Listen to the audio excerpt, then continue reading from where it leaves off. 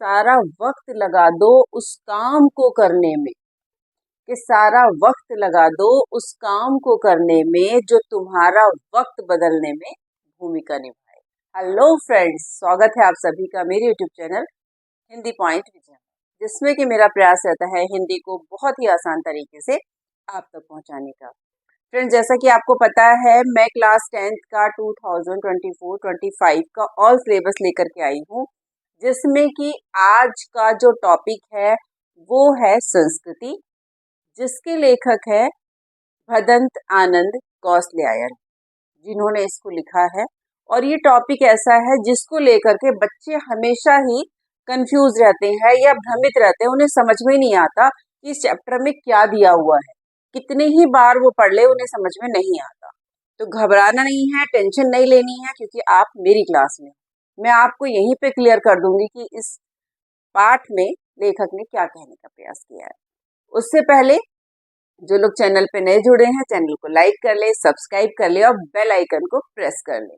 तो चलिए देर किस बात की है, शुरू करते हैं। संस्कृति, जैसे कि आपको पता है, मैं पॉइंट के ही हिसाब से समझाती हूँ, जिससे कि एक एक पॉइंट को आप लोग समझते चलें और आप क्वेश्चन उसके साथ साथ अपने नोट डाउन करते चलें। तो देखते हैं पहले वाला टॉपिक हमारा क्या है। पहला टॉपिक है सभ्यता और संस्कृति। तो सभ्यता और संस्कृति ये शब्द ऐसे हैं जो सबसे ज्यादा यूज होते हैं। अक्सर हम लोग अपनी बातों में लोगों को कहते हुए सुनते हैं कि ये सभ्यता की बात है या संस्कृति की बात है, लेकिन सबसे बड़ा विचारणीय तथ्य यह है कि ये समझ में किसी को भी नहीं आता कि है क्या।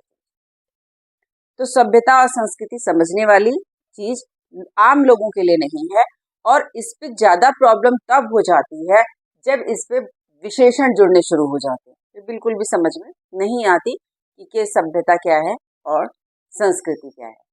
इसके लिए लेखक ने दो उदाहरणों के माध्यम से इसे समझाने का प्रयास किया है। एक तो सुई धागे का आविष्कार और दूसरा अग्नि के आविष्कार से। तो फ्रेंड्स, ये थी पहले वाली हेडिंग। दूसरी वाली हेडिंग में हम लोग देखेंगे। आप लोग एक काम करिए, जब मैं एक हेडिंग को एक्सप्लेन करती हूँ तो उससे संबंधित जो भी 2-3 क्वेश्चन बनते हैं उन्हें लिखते जाइए, जिससे कि आपको पता लगेगा कि कौन कौन से क्वेश्चन आपके आ सकते हैं। तो चलिए देखते हैं दूसरी वाली हेडिंग, अग्नि सुई धागा और संस्कृति। तो दूसरी वाली हेडिंग है अग्नि सुई धागा और संस्कृति। तो फ्रेंड्स, जिसने मानव ने जब अग्नि का सुई धागे का आविष्कार किया होगा, या पहले जब किसी को नहीं पता होगा, तो जिस किसी व्यक्ति ने इसका आविष्कार किया होगा, चाहे अग्नि का किया हो चाहे फिर वो सुई धागे का किया हो, तो वो व्यक्ति जो है निश्चित ही बहुत सोचने वाले, विचार करने वाले रहे होंगे। उन्होंने इन चीजों का आविष्कार किया।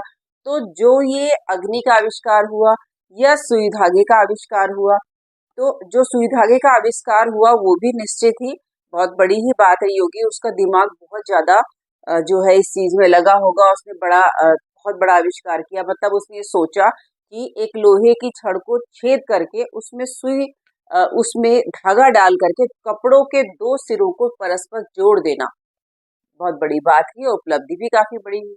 तो ये जो 2 उपलब्धियां थी, ये व्यक्ति विशेष की संस्कृति हुई।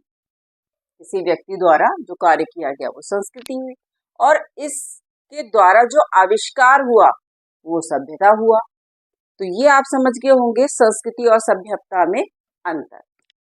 तीसरे वाले पॉइंट को देख लेते हैं कि मैंने तीसरे पॉइंट में क्या हेडिंग बनाई है। तीसरी हेडिंग है संस्कृति और सभ्यता में अंतर। तो संस्कृति और सभ्यता में अंतर क्या है फ्रेंड्स? कई बार कोई खोज कोई करता है, कोई व्यक्ति करता है, और वो खोज जब उसके द्वारा की जाती है और वही खोज जब उसकी संतान को मिलती है, तो उस बच्चे को वो जो खोज है या जो आविष्कार है वो अपने पिता के द्वारा या अपने पूर्वजों के द्वारा मिलता है। तो उस बच्चे को या उस संतान को हम सुसंस्कृत नहीं कह सकते, हम उसे सभ्य कहेंगे, क्योंकि संस्कृति तो उसके पूर्वजों की थी जिन्होंने आविष्कार किया। ये चीज आपके सामने क्लियर हुई। दूसरा हम देख लेते हैं न्यूटन को। न्यूटन ने गुरुत्वाकर्षण का आविष्कार किया। उसके बाद अगर आज की मौजूदा समय की बात करें तो बहुत से भौतिकी के जो विद्यार्थी हैं उन्होंने गुरुत्वाकर्षण से भी अलग बहुत सारे आविष्कार किए। तो उन विद्यार्थियों को या उन स्टूडेंट्स को हम लोग सभ्य तो कह सकते हैं, लेकिन सुसंस्कृत नहीं कह सकते, क्योंकि जो कुछ उन्होंने न्यूटन से सीखा वो संस्कृति से चला आ रहा था, वो हमारी संस्कृति थी। और वो जो संस्कृति थी वो केवल न्यूटन ने दी थी। उसके बाद जो और आविष्कार किए या और जो अध्ययन किए वो सभ्य होने की निशानी है, सुसंस्कृत होने की निशानी बिल्कुल भी नहीं है। चलिए अगला हेडिंग देखते हैं कि मैंने कौन सा हेडिंग तैयार किया है। सर्वस्व त्याग भी संस्कृति का हिस्सा। फ्रेंड्स, अगर मैं बात करूं सुई धागे के आविष्कार की या फिर अग्नि के आविष्कार की, तो उसे हम ऐसे मान सकते हैं कि ये पेट की ज्वाला के कारण हुआ या भूख के कारण हुआ। और सचमुच में अगर सभ्यता की बात करें तो सभ्यता का एक बड़ा अंश सुसंस्कृत व्यक्तियों के द्वारा हमें मिलता है, जिनकी चेतना पर स्थूल भौतिकी का कारणों का प्रभाव अधिक रहा और उनकी जो उन पर उनका कुछ अंश, मतलब उन पर कुछ अंश जो है वो ऐसा भी रहा जो कि किसी भौतिकी प्रेरणा पर आधारित ना होकर के उनके अंदर की सहज संस्कृति के कारण हुआ। उदाहरण के लिए देख सकते हैं, जैसे अगर हम आज की बात करें तो एक सामान्य व्यक्ति जिसका तन ढका हुआ है और पेट भरा हुआ है, अब वो खुले आकाश के नीचे सो रहा है। तो लेटे हुए वो सोच रहा है और आकाश को देखते हुए उसके दिमाग में सोच आती है या उसको थॉट्स आते हैं कि ये जो मोती से भरा थाल है ये ऐसा क्यों है, या फिर आकाश की बात है उसे मोती से भरा थाल कह देते हैं, यानी तारों से भरा हुआ, तो ये ऐसा क्यों है। और अगर हम बात करें कि जब सबसे पहले किसी व्यक्ति के दिमाग में ये बात आई होगी तो पूरी रात सोया नहीं होगा कि आकाश में तारों के बारे में सोच करके। तो आज के समय में हमारे हिसाब से निश्चित ही वो व्यक्ति जिसने पहली बार, जिसके दिमाग में ये बात आई कि ये जो है आकाश में जो तारे हैं ये क्या है, कैसे हैं, तो पुरस्कार का अधिकारी।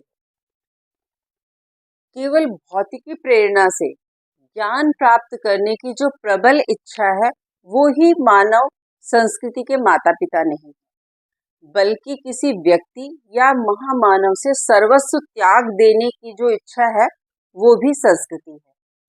कभी आपने सोचा कि कोई एक व्यक्ति अपने मुंह में कौर डालते डालते अपने मुंह का कौर न डालकर किसी अन्य को मुंह में कौर डाल देता है, और उसको ये बात क्यों सूझी, कैसे सूझी। दूसरा, एक माँ जिसका जो संतान है, चाहे वो बेटी है चाहे वो बेटा है, वो रोगी है, तो माँ उसे पूरी रात गोद में लिए बैठी रहती है, तो ये बात उसे कैसे सूझी। और अगर हम बात करें लेनिन की, जिन्होंने अपने टेबल पे रखे हुए ब्रेड के जो टुकड़े थे खुद ना खा करके औरों को खिला दिए।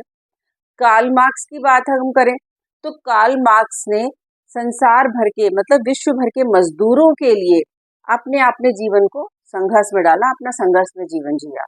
और अगर हम आज से 2500 साल पहले की बात करें सिद्धार्थ की, तो सिद्धार्थ ने अपना सब कुछ इसलिए त्याग दिया था कि ताकि जो संसार में लोग आपस अधिक धन पाने की इच्छा से आपस में लड़ते झगड़ते हैं वो सुख से रहे।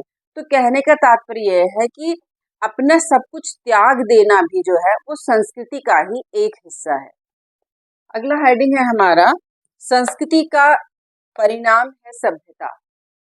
फ्रेंड्स, जो मानव की योग्यता है वो सुई धागे का आविष्कार, अग्नि का आविष्कार, तारों की जानकारी और महामानव द्वारा सर्वस्व त्याग करना जो है वो संस्कृति है, और सभ्यता संस्कृति का परिणाम।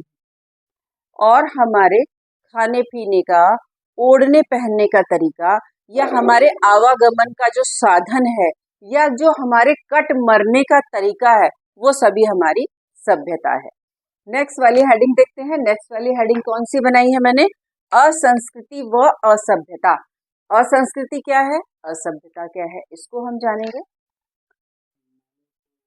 मानव की वह योग्यता जिससे वो आत्मविनाश के लिए जो जो काम करता है, जो आत्मविनाश के लिए आविष्कार करता है, वो तो हो गई हमारी असंस्कृति।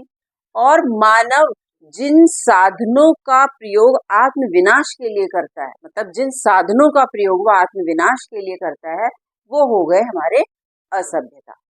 और यदि संस्कृति का नाता कल्याण की भावना से न हो तो वो संस्कृति असंस्कृति बन जाएगी और उसका परिणाम असभ्यता हो जाएगा।